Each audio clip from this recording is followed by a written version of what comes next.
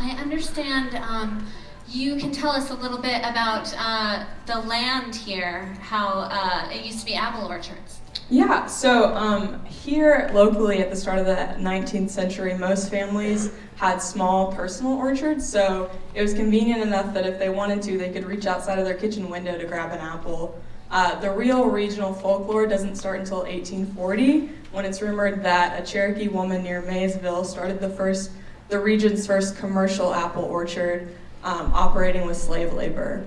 From there, the trend seems to have caught on slowly. In 1880, there were only a couple hundred acres of apple orchards in the region. Benton County really gains its national reputation for apples once the railroad arrived here. So just 10 years later, in 1890, there were several thousand acres of apple orchards in the locally. From there, in 1901, we actually celebrated the largest apple yield for a single county in history, 2.5 million bushels. And then in 1904, we went on to win major prizes at the St. Louis World Fair.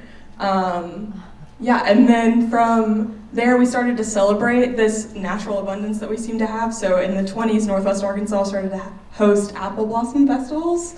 And these had really elaborate parades and floats, and they would crown women as the queens and princesses of the apple blossom.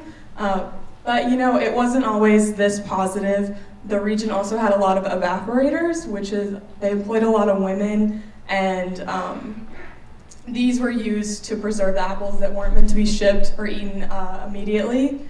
And one of my favorite stories is a strike at an evaporator in Gentry, where women took the day off to protest their pay and wanted to earn 4 cents per bushel of apples instead of 3 cents.